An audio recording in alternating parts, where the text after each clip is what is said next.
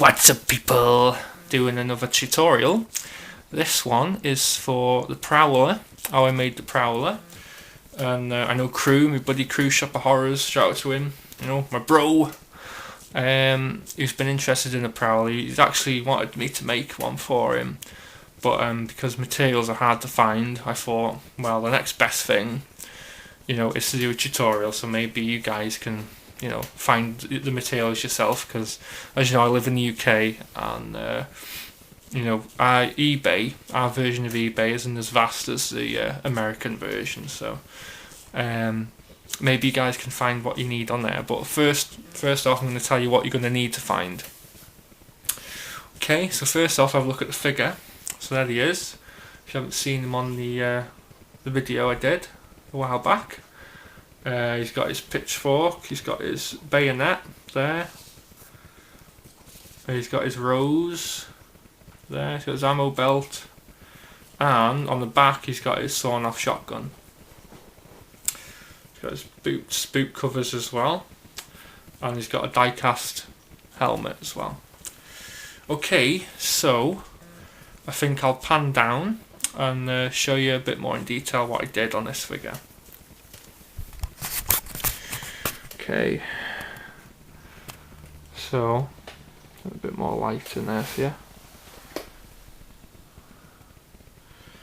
Yeah, so he's got it's a US gunner's jacket. That's what you're going to need to find, guys. That's the coat he's wearing. The ammo belts, you can get them with some of the dragon figures.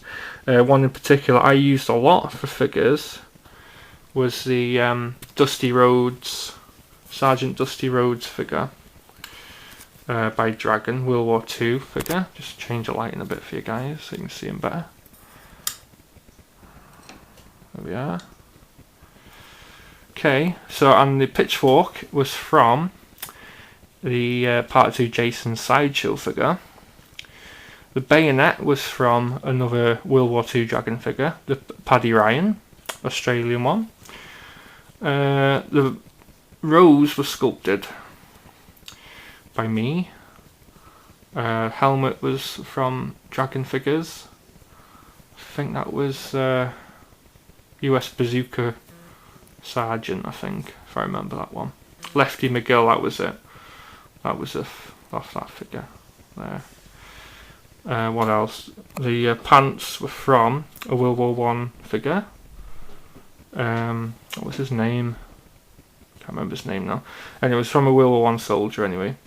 The boots were Dragon by Dragon, and the boot covers, but the boot covers were from a different figure. I just put them on there to get it a bit more accurate to how he looks in the film.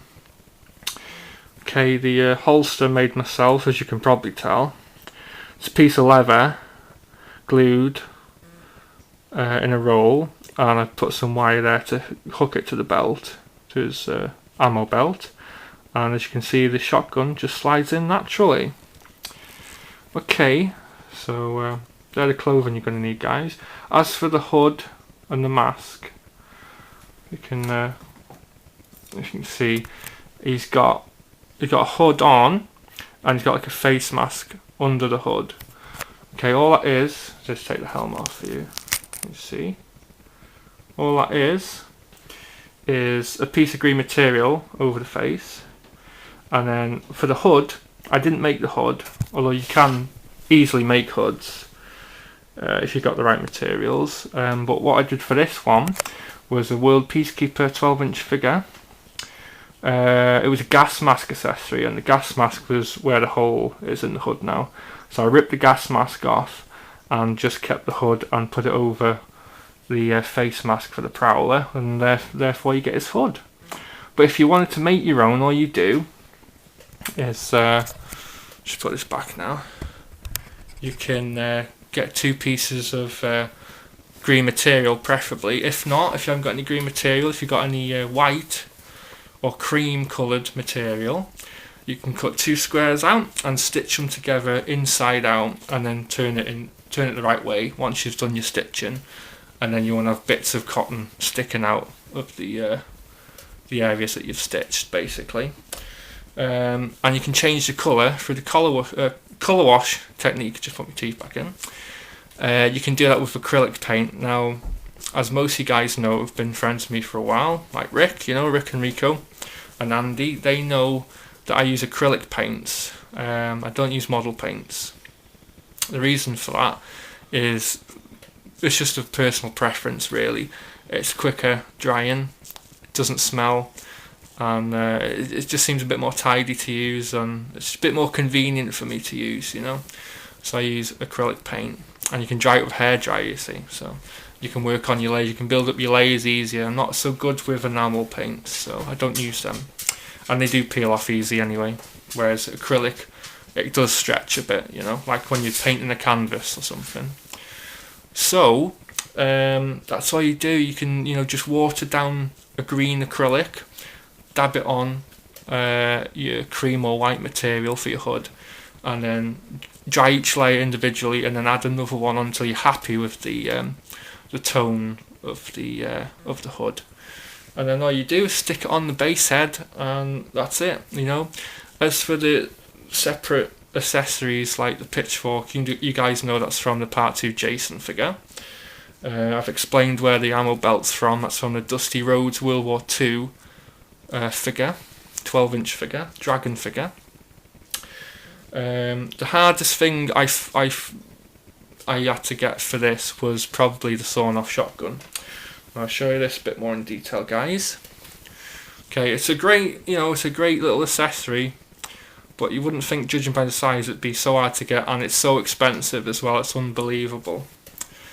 But it is cool, it does snap apart, and you can put your shotgun shells. There are shotgun shells in there. So it is cool, but for the money, I only got it because I'm really into the Prowler film, and I wanted a complete Prowler figure, so I was willing to pay. At the time, I wouldn't now, because I got a little baby on the way, chuffed about that, and I wouldn't now, but back then, when I was single, I was willing to pay the money to get that, and I'm glad I did, because ever since I've not seen one on there on eBay, and that was from China as well, and it was expensive from China, and that's unusual for those sellers. So, but yeah, it is complete, it is accurate. I mean, mine, I didn't go as far on mine as to do a head sculpt of Farley Granger, although if you guys wanted to do that, go ahead, it's fine. But for me personally, in my collection, I rarely take the masks off and things, when I do head sculpts. I've done a head sculpt for the prom night killer, Alex, the prom night killer from the original film, but I never take the balaclava off him. So, but I'm still glad I did the head sculpt, but it's not mega important. It depends what kind of collector you are and how you display your figures, But for the Prowler, I didn't think it really mattered much, because you don't really see him much without his mask on anyway in the film, apart from right at the end, so I left it. And there you have the Prowler figure, guys, and that's how I made him.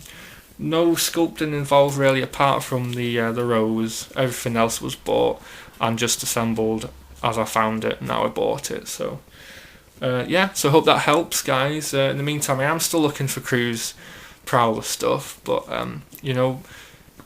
if you're watching this, man, and you like what you see, you think you can get the materials yourself, that's cool. I'm just glad I could help, and that'll be it for this one, guys. So thanks for tuning in, thanks for listening to me droning on, and I'll see you on the next vid. Not sure what it's going to be yet, but stay tuned, and if you like the sound of the character, be sure to watch the vid. So till next time, just take care, and best wishes to you.